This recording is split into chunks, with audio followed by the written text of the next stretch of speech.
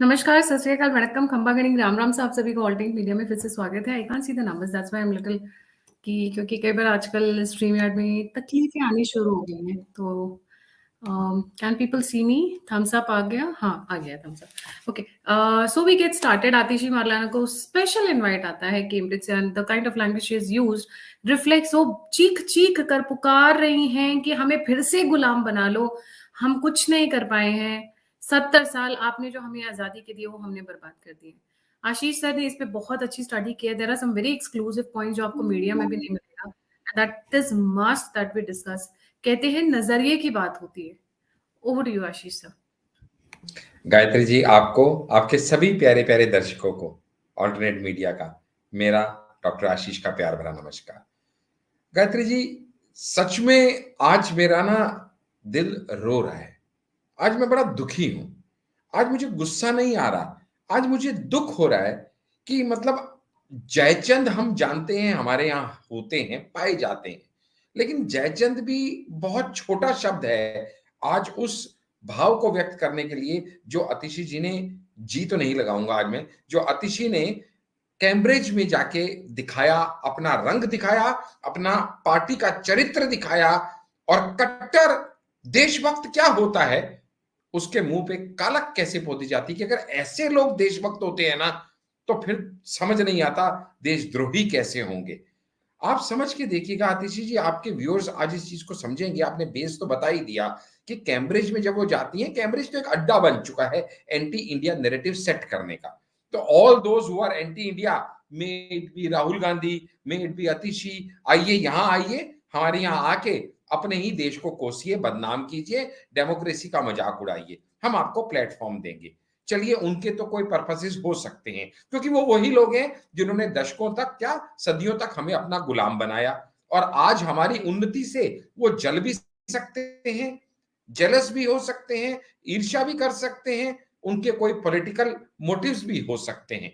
लेकिन अपने लोग, वो लोग जो खुद को भारतीय कहते हैं, वो लोग जो भारतीय पासपोर्ट पे ट्रेवल करते हैं, वो लोग जो भारतीय एम्बेसीज में जाके वीजा मांगते हैं, वो लोग जो भारतीय होम मिनिस्ट्री से गुहार लगाते हैं, और वो लोग जो वीजा डिले होने पे भारतीय उच्च न्यायालय में ही अर्जी दाखिल करते हैं, वो ये कैसे भूल सकते हैं कि वो किस पॉलिटिकल एफिलिएशन को बिलोंग करते हैं, उनके पॉलिटिकल एम्बिशंस क्या हैं। वो सब बात की बात है, सबसे पहले वो भारतीय हैं। ये शब्द वो कैसे भूल सकते हैं।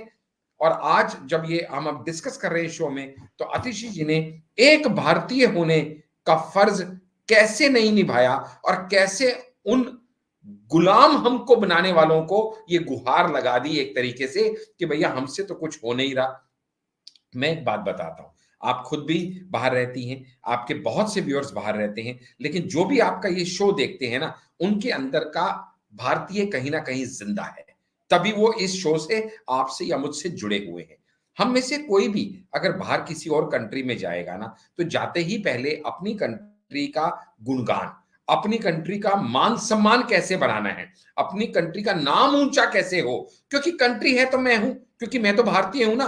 अगर भारत की इज्जत होगी तो भारतीयों की ऑटोमेटिकली होगी। ये देखा एनआरआईज ने पिछले कुछ सालों में, 2014 के बाद से देखा कि एक भारतीय होने पे गौरवान्वित महसूस करना फॉरेन सॉइल पे क्या होता है, वो देखा है।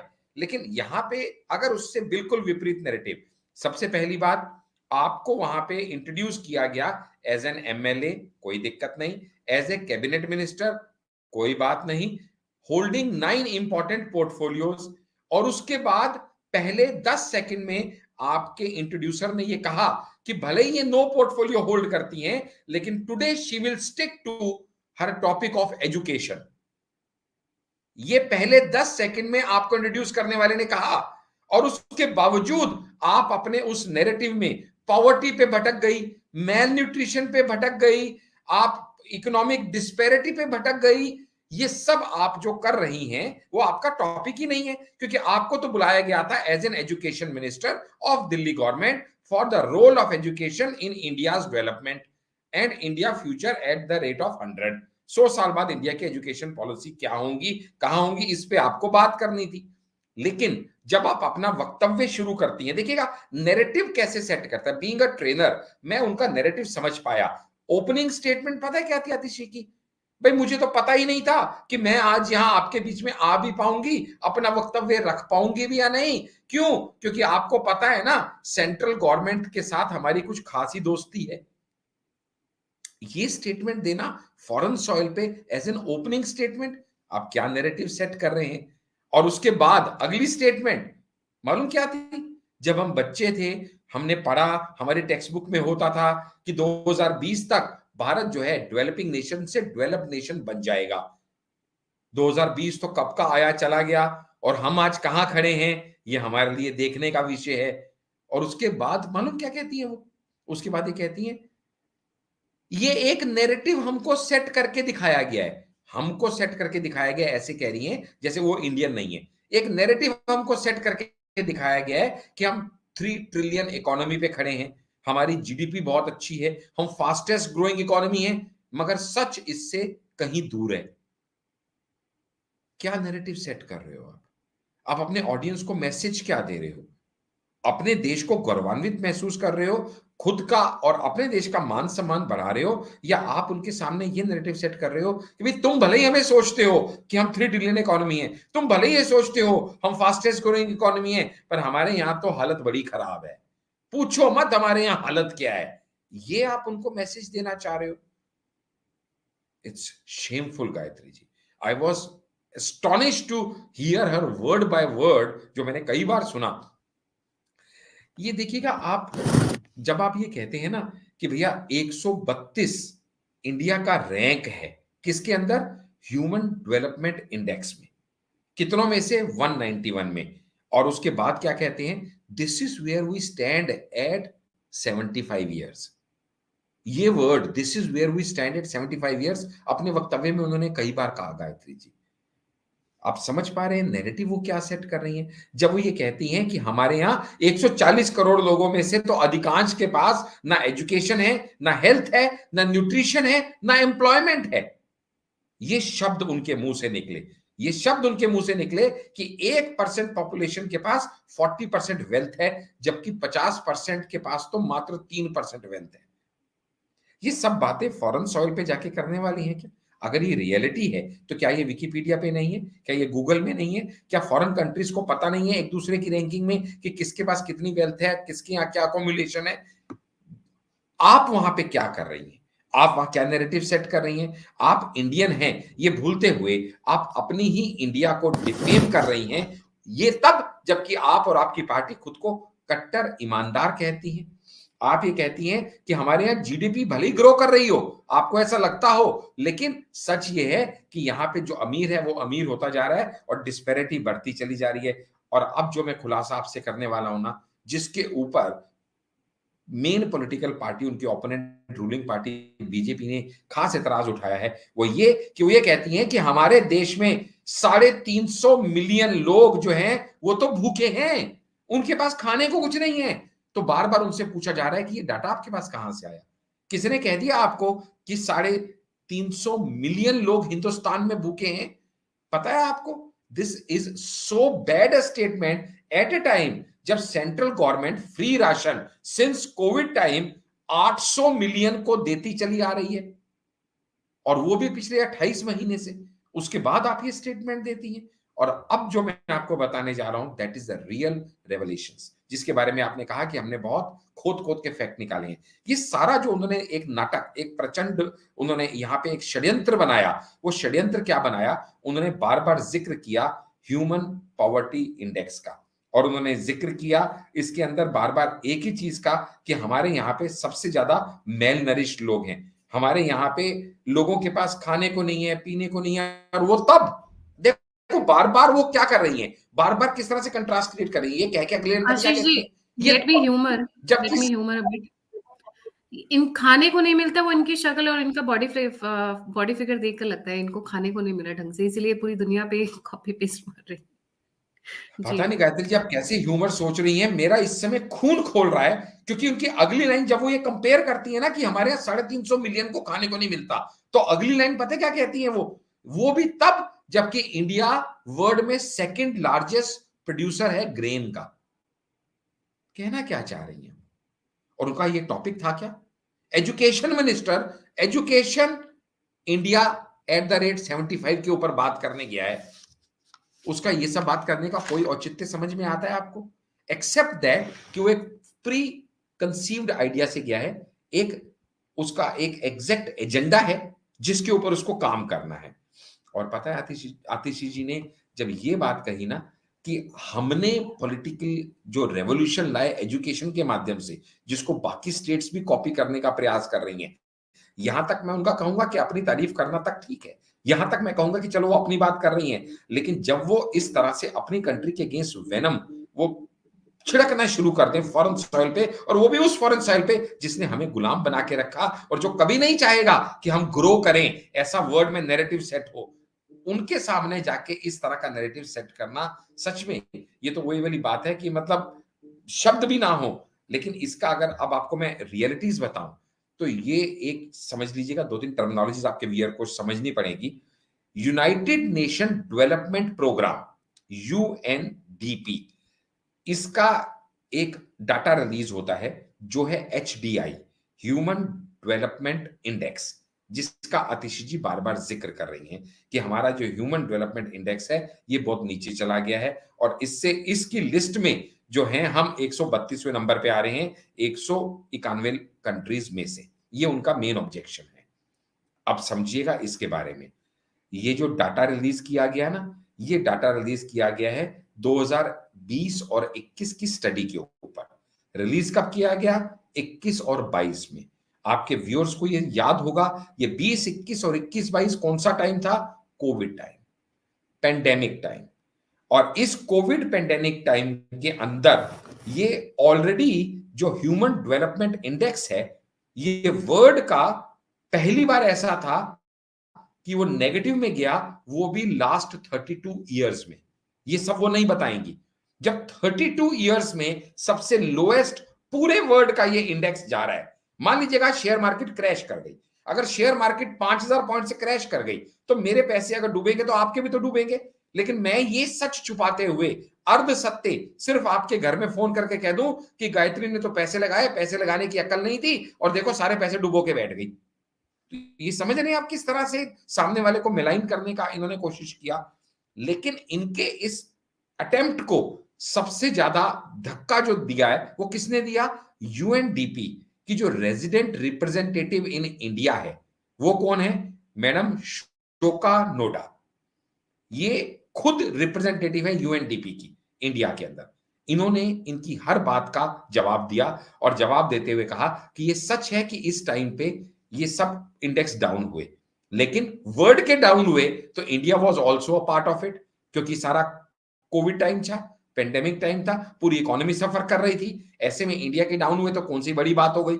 दूसरी बात इन्होंने कही, दूसरी बात ये कही कि इसके बावजूद भी जो मेल और फीमेल के बीच का डेवलपमेंटल गैप ब्रिज करने का काम किया, वो इंडिया में फास्टेस्ट हुआ इन द वर्ल्ड। इसका उन्होंने जिक्र नहीं किया। इसी रिपोर्ट में यह भी कहा गया, जब यूएनडीपी के खुद रेजिडेंट रिप्रेजेंटेटिव ने कहा कि इस टाइम पे इंडिया का जो काम था ना वो इतना उत्तम था, इतना बेहतरीन था कोविड टाइम पे कि they ensured no one is left behind without getting the benefit, जिसको अंत्योदय के नाम से हम लोग जानते हैं। तीसरा इन्होंने कहा, खुद रिपोर्ट है इनकी रेजिडेंट रिप्रेजेंटेटिव यूएनडीपी की, जिसने कहा कि India was instrumental in lifting 27 crore 10 lakh people above the multi dimensional poverty line. इसका उन्होंने कोई जिक्र नहीं किया। उसके बाद सोशल प्रोटेक्शन इंडिया में जो दी गई वल्नरेबल कम्युनिटीज को, वो भी इसी रिपोर्ट का हिस्सा है, इसके बारे में उन्होंने कुछ नहीं कहा। और सबसे बड़ी बात अब जो मैं बताने जा रहा हूं ना गायत्री जी, ये सुन के आपके इस चैनल के इस पोस्ट पे कमेंट्स की भीड़ लग जाएगी और आपके हाय हाय के और आतिशी जी के थू थू के कमेंट्स आने शुरू हो जाएंगे, क्योंकि ये जिस रिपोर्ट का ये सारा प्रत्यंत इन्होंने षड्यंत्र के हिसाब से ये सब इन्होंने गलत नैरेटिव सेट करने की कोशिश की। गायत्री जी, ये हंगर रिपोर्ट जो थी 2022 सितंबर में रिलीज हुई थी, और सितंबर 2022 में रिलीज हुई इस रिपोर्ट को इंडियन गवर्नमेंट ने अक्टूबर 2022 में ही रबिश कर दिया था। गलत है ऐसा ऑफिशियल स्टेटमेंट दे दिया था और इसको कंसिडर नहीं किया जाए ऐसा रिप्रेजेंटेशन ऑलरेडी इंडियन गवर्नमेंट ने दे दी थी, वो भी किसके माध्यम से, union ministry of women and child development. और ये रिप्रेजेंटेशन किसको दी गई थी, food and agricultural organisation of the United Nation को, कि ये आपकी जो रिपोर्ट के ऊपर आप इस तरह से दावे आ रहे हैं ये गलत है, फैब्रिकेटेड है, मेलिफाइड है, बायस्ड है, अनप्रोफेशनल है and it should be discarded. इसका रेफरेंस जो आपकी इंडियन गवर्नमेंट अक्टूबर 2022 में रिपोर्ट को रबिश कर चुकी है, आप जून 2023 में फॉरेन सॉइल में जाके उस रिपोर्ट के बारे में बात करते हो, क्योंकि ये जो रिपोर्ट थी ये दो कंपनीज ने इसको बनाया था। एक थी ग्लोबल हंगर इंडेक्स 2022 की रिपोर्ट की बात कर रहा हूं मैं, दो ऑर्गेनाइजेशन ने, एक थी Ireland based concern world wide और दूसरी जर्मनी की वेल्ट हंगर हाई लाइफ। इन दोनों की बनाई इस रिपोर्ट में बहुत सारी खामियां पाई गई थी, जिसकी वजह से इंडियन गवर्नमेंट ने इसको रबिश कर दिया था। ये या तो आतिशी जी को पता नहीं, जो मैं मानने को तैयार नहीं, और या ये जानबूझ के ये कर रही हैं, जिसको पर्दाफाश करने के लिए आज आपको और मुझे यहां आना पड़ा है। अब ये क्या, इसमें रिपोर्ट में क्या बातें हैं, क्यों इसको इग्नोर किया और क्यों इसको रबिश किया गवर्नमेंट ने, अब वो समझना पड़ेगा आपके व्यूअर्स को। लास्ट के कुछ मिनट में मैं इस इंपॉर्टेंट राज पे से पर्दा हटाऊंगा। ये जो रिपोर्ट है ना जी, ये रिपोर्ट अपने आप में रिपोर्ट नहीं है गायत्री जी, ये रिपोर्ट एक ओपिनियन पोल है। एक ओपिनियन पोल को आप कंट्री की रिपोर्ट के रूप में प्रेजेंट कैसे कर सकते हैं? और ये जो ओपिनियन पोल है, जब भी कोई ओपिनियन पोल होता है ना गायत्री जी, जैसे इलेक्शन का भी होता है, अभी कर्नाटका का हुआ था, तो ओपिनियन पोल जो आए थे तो उसका जो सैंपल साइज हम बोलते हैं, कितने लोगों से ओपिनियन ली गई, वो होता है 50,000, 60,000, 70,000। कर्नाटका में इतना लिया गया था। तो अगर इंडिया का ओपिनियन पोल बनाना है तो वो कम से कम 140 करोड़ की आबादी वाले का, आप 1.5 करोड़ का तो बनाओगे, कम से कम 10%, 20% का बनाओगे। ये ओपिनियन पोल कितने लोगों का लिया गया था गायत्री जी पता है? मात्र 3,000 लोगों का, जस्ट 3,000 पीपल। वो 3,000 लोग किसी भी एरिया को बिलोंग कर रहे हो सकते हैं, उनके ओपिनियन पोल को आपने इस तरह से प्रेजेंट कर दिया जैसे कि ये एक इंडिया के ऊपर बनाई गई रिपोर्ट है। और उसके अंदर सवाल कितने पूछे गए थे गायत्री जी? मात्र 8 सवाल। और उनमें से कैसे सवाल थे वो मैं बताऊं आपको। सवाल ऐसे थे कि उनमें से एक सवाल ये है कि भाई पिछले 12 महीने में, कोविड टाइम पे पूछे गए सवाल है, पिछले 12 महीने में क्या कभी भी ऐसा हुआ कि लैक ऑफ मनी की वजह से या और किसी वजह से आपके मन में यह डर आया हो कि शायद कल को खाने को भी ना मिले? कोई भी आदमी कोविड टाइम में इसका क्या जवाब देगा? हाँ, हो सकता है, कुछ भी हो सकता है, पूरी महामारी फैली हुई है। ऐसे लीडिंग क्वेश्चंस पूछ के आप इसकी रिपोर्ट बनाएंगे मात्र 3,000 लोगों की, और उसको सबमिट कर देंगे, और उसके बाद आपकी union ministry of women and child development इसको कैंसिल कर देगी, डस्टबिन में डाल देगी, और आप फिर इस रिपोर्ट का उल्हाना और इस रिपोर्ट का आप वहां पे एग्जाम्पल देंगे कैम्ब्रिज में जाके कि ये रिपोर्ट कहती है कि इंडिया की हालत बहुत खराब है। अब बताइएगा, ये मतलब ये is it not an deliberate attempt? जबकि ऑन द रियलिटी ये है कि फैक्ट चेक जब हमने किया गायत्री जी, क्योंकि आपके इतने वेल एजुकेटेड लोग हैं जो ऑडियंस है कि हमें फैक्ट चेक किए भी नहीं आना पड़ता, तो फैक्ट चेक ये है कि 80 करोड़ लोगों को पिछले 28 महीने से लगातार फूड ग्रेन दिया जा रहा है इंडियन गवर्नमेंट द्वारा। 1121 lakh metric ton food grain अब तक बांटा जा चुका है। एडिबल ऑयल, पल्सेस सब अलग बात है। आंगनवाड़ी की अगर मैं बात करूं ना, तो सप्लीमेंट्री न्यूट्रिशन सिर्फ 7.7 करोड़ मैट्रिक टन 6 साल तक के बच्चों को दिया जा चुका है। 5.3 मैट्रिक टन लैक्टेटिंग मदर्स को दिया जा चुका है, और 2.25 करोड़ प्रेग्नेंट लेडीज इसका फायदा उठा चुकी हैं। प्रधानमंत्री मातृ वंदना योजना में 5,000 रुपए बर्थ ऑफ चाइल्ड पे 1.5 करोड़ से ज्यादा महिलाओं को दिया जा चुका है। यानी इनमें से किसी फैक्ट को उन्होंने नहीं उठाया, उन्होंने सिर्फ इस फैक्ट को उठाया, एक फैब्रिकेटेड रिपोर्ट को उठाया, और उससे अपनी कंट्री को मेलाइन करने का जो प्रयास किया, जिस तरीके से नैरेटिव सेट करने की कोशिश की, वो नैरेटिव एब्सोल्युटली कंडेमनेबल है। और मैं आपके बहुत सारे व्यूअर्स की बात से एग्री करता हूं जब वो कहते हैं कि इनको एंटी नेशनल करार देते हुए इनका पासपोर्ट जो है इनसे छीन लेना चाहिए। मैं इसमें पूरी तरह से सहमत हूं। और अब जो मैं बात कहने जा रहा हूं ना Gayatri ji, that will be a final hammer on the head of the nail. इस रिपोर्ट के FAQ सेक्शन के अंदर किसी ने सवाल पूछा कि क्या इस रिपोर्ट को यूज किया जा सकता है इंटरिम ईयर्स में, 2 ईयर्स में कंपैरिजन करके ये जानने में कि किसी कंट्री की डेवलपमेंट कैसी है, हंगर इंडेक्स कैसा है। तो ये रिपोर्ट खुद कहती है अपने FAQ सेक्शन के अंदर कि इस रिपोर्ट को आप रेफरेंस के रूप में यूज कर सकते हैं किसी एक साल के अंदर, इंटरिम एक साल के दौरान क्या चेंजेस हुए उसके लिए। It can not and should not be used to use as a reference between 2 years.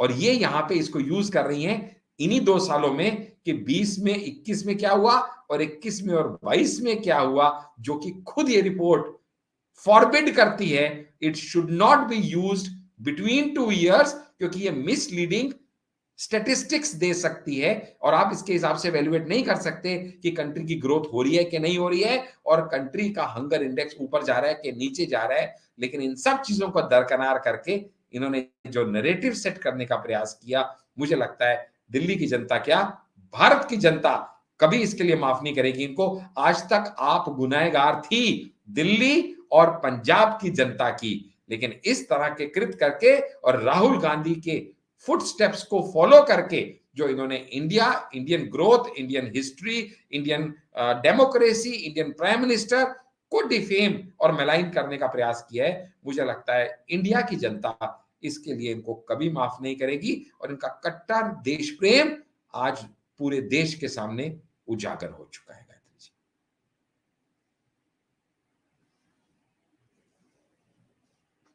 Ji Gayatri ji, over to you.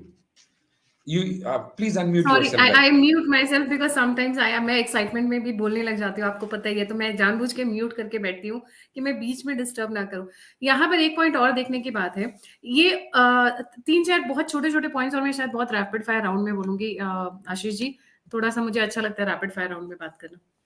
इन्होंने कांग्रेस की धज्जियां उड़ा दी है, वो कांग्रेस जिससे ये हाथ पैर जोड़कर ऑर्डिनेंस की भीख मांग रहे थे, क्योंकि जब ये बोलते हैं 75 साल, तो 75 साल में था कौन? कांग्रेस ही तो थी। तो इनडायरेक्टली आप कांग्रेस को लात मारे, आप कांग्रेस की ऐसी तैसी कर रहे हो, कैम्ब्रिज में जाके, यूके में जाके उसी कांग्रेस की ऐसी तैसी करके आ रहे हो, जिससे आप हाथ जोड़ रहे हो, पैर जोड़ रहे हो, ऑर्डिनेंस की मदद के लिए भीख मांग रहे हो, राहुल गांधी के और खारगे के घर के चक्कर लगा रहे हैं, right? So basically hit hard at Congress. 75 साल जब हम बोलते तो कौन सी पार्टी थी? बीजेपी तो अभी जुम्मा आई है, बीच में 1-2 छोटी मोटी बेचारी आके चली गई थी 70 साल में। Majority time if you look at 80% time तो कांग्रेस ही तो थी वहां पे, और कौन था? अब ये जब बात करते हैं एजुकेशन की, मैडम जब ये बात करती हैं let me talk. Atishi Marlena is a Springdale in Pusa Road, Hanuman मंदिर, हनुमान जी की मूर्ति के सामने जो स्कूल है स्प्रिंगडेल्स, ये उसी में पढ़ी लिखी है। वो स्कूल क्या रशिया में है, चाइना में है, यूके में है, यूएसए में है, यूरोप में है, कहां है ये मैडम ये बता दें। She belongs to that school. What is the location of that school? पहले इंडिया आता है, फिर दिल्ली आता है और फिर पूसा रोड आता है। That is how it is. क्या ये वहां पहुंच गई थी या फिर यूके में स्पेशली गई थी ये पढ़ने के लिए? यूके में कौन से कॉलेज में पढ़ के आई है, या फिर पैदा ही वहीं हो गई होती? I am very harsh speaking sometimes because ये लोग, you know, the kind of people you see around and you're like, oh my god, इस लेवल तक गिर रहे हो। आपकी लॉयल्टी कहाँ है? आपकी लॉयल्टी अपने देश के लिए, जहां खाते उसी थाली में छेद कर रहे हो। नमक खराब हो तुम लोग, चाहे वो केजरीवाल हो गए सीआईए के साथ मिलकर, चाहे ये मैडम हो गई। By the way, whenever they go to UK, whenever they go to US, there are some very common things which you can see all the time. Number 1, ISI. Number 2, CIA. Number 3, MI6. Number 4, Chinese intelligence. Number 5, Khalistanis. And radical Muslim organization that's called Muslim Brotherhood. ये 5-6 organisations आपको हमेशा मिलेंगी जहां पर भी इन लोगों के चाहे वो टॉक शोज होते हैं या कुछ भी होते हैं। Why is it that ये सब के सब एक ही जगह कॉन्ग्रीगेट कर जाते हैं, एक ही जगह मिलने बैठ जाते हैं? Why is it so? What is so important? आप लेक्चर देने गई थी एजुकेशन के ऊपर, आप बात करती वो एजुकेशन जहां पर मक्खी मच्छर कूड़ा और उन स्कूल्स के अंदर नमाज पढ़ाई जा रही है। ये दिल्ली स्कूल्स का स्टेटस है। मैं भी 5वीं तक सरकारी स्कूल में पढ़ी हूँ before I shifted to Spring Hills Pusa road school. सरकारी स्कूल इतने खराब कभी नहीं होते थे। द सरकारी schools used to be one of the best schools around. Depending on the teachers and the faculties. कोई जरूरी नहीं है जो चीज सरकारी है वो सारी चीजें खराब होती हैं, नहीं। 5वीं तक पढ़ी हूं जहां पे ABCD भी नहीं सिखाई जाती थी, प्रॉपर हिंदी मीडियम होता था। And then she goes around to say कि so do you take the ownership of the government school जहां पे नमाज पढ़ाई जाती है? Do you take the ownership of the school जहां पे कीड़े मकोड़े सांप पता नहीं क्या क्या घूम रहे? और खुद आतिशी ने जाके इंस्पेक्शन किए when she wanted to target Sisodia. अपने मिनिस्टर तक को नहीं छोड़ा है आपने मैडम, अपने मिनिस्टर तक को नहीं छोड़ा है। there is something called नमक हराम, जयचंद, ट्रेटर्स, मोल्स, ये इन लोगों के लिए फिट बैठता है। अगर आप वहां पर जाकर, मैं बोलती हूँ, आप कुछ भी बोलती, आप अपनी एजुकेशन लिखो, कितनी बड़ाई करती, इट वुड हैव डाइजेस्टेड। आप बोलती मोदी गवर्नमेंट ने एजुकेशन में काम अच्छा नहीं किया, हमने उनसे बढ़ चढ़कर काम किया। But what you are talking about is 75 years में, in fact let me tell it on record and that will be my final concluding statement. I called somebody from Pakistan for a show who was in the opposition at that point of time. Imran Khan की सरकार थी, उस बंदे ने आने से पहले मेरे पास टर्म्स एंड कंडीशंस रखी, no matter how bad Imran Khan is, मैं अपनी सरकार के अगेंस्ट में नहीं बोलूंगा, डिस्पाइट द फैक्ट कि मैं ऑपोजिशन में बैठा हूं। I will salute that kind of loyalty to the country. मैं एक साइंटिस्ट को पिछले 1 साल से बात कर रही हूं, मैं पाकिस्तान की बात कर रही हूं, एक साइंटिस्ट से मैं 1 साल से बात कर रही हूं। The only thing he says, आप इंडिया की यूट्यूबर हैं, मैं आपके चैनल पर आकर इंडिया की बुराई कर सकता हूं, पाकिस्तान के बारे में एक शब्द नहीं बोलूंगा। That is the kind of loyalty you have, and he is the top most scientist of Pakistan, top most. ये होती है लॉयल्टी। इतने घटिया देश में भी होके ये लोग लॉयल हैं, हमारे यहां पे खाकर पीक कर वहीं थूक रहे हैं। ये होते हैं नमक हराम। ISI, CIA, MI6, चाइनीज, मुस्लिम ब्रदरहुड, सभी के सभी एक ही जगह क्यों बैठ जाते हैं? Can somebody tell me? And why is Cambridge always a good host? अब तो इन कॉलेजेस का कोई स्टैंडर्ड ही नहीं रहा, जहां पे पॉर्न स्टार्स आ रहे हैं वो करने के लिए। आप भैया किस एंगल से बुला रहे हो उन लोगों को? वो कौन सी एजुकेशन देने वाले हैं? If you really want to open some adult institutions, please open it, but do not mix it with education. If you want to open something of that Kama Sutra style, please open separate educations and call them there. Do not mix the two things. एक जगह बच्चे पढ़ाई करने आते हैं, एक जगह कामा सूत्र आता है, दोनों अलग चीजें। जिंदगी की दोनों अलग चीजें, दोनों के अलग पैमाने हैं। एक भोग है, दूसरा लर्निंग है। How can you mix up the two? When educational centers start calling people like this, where is your reputation? Ashish ji, आपका फाइनल एंड कंक्लूडिंग लाइन जी।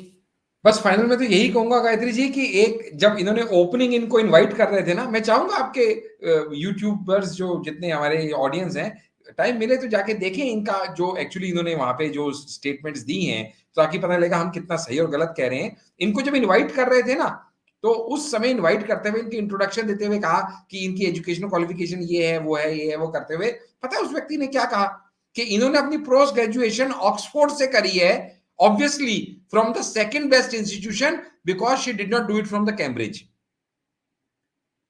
इस तरह से तो उनको इनवाइट किया गया है। यानी कहने का मतलब यह है कि जो उनको पता है कि जो अपनी कंट्री की इज्जत नहीं करते ना, वो ना इज्जतदार लोग हैं, ना वो इज्जत पाने के हकदार हैं। जो अपनी कंट्री के नहीं हो सके वो हमारे क्या होंगे, ये अंदर से वो जानते हैं। लेकिन ठीक है, वो अब ये लोग खुद अपनी कंट्री का मजाक उड़ाने पे लगे हुए हैं, तो वो ठीक है, वो भी साथ में हंस लेते हैं। But it is really shameful on her part, and I don't think people would gonna forgive her for this kind of a nonsense. जी, thank you so much Ashish ji for joining. जाने से पहले सभी व्यूअर्स से रिक्वेस्ट है, if you want to contribute, you want to send a feedback, सभी links description box में। इसी के साथ जय हिंद, जय श्री राम, हर हर महादेव।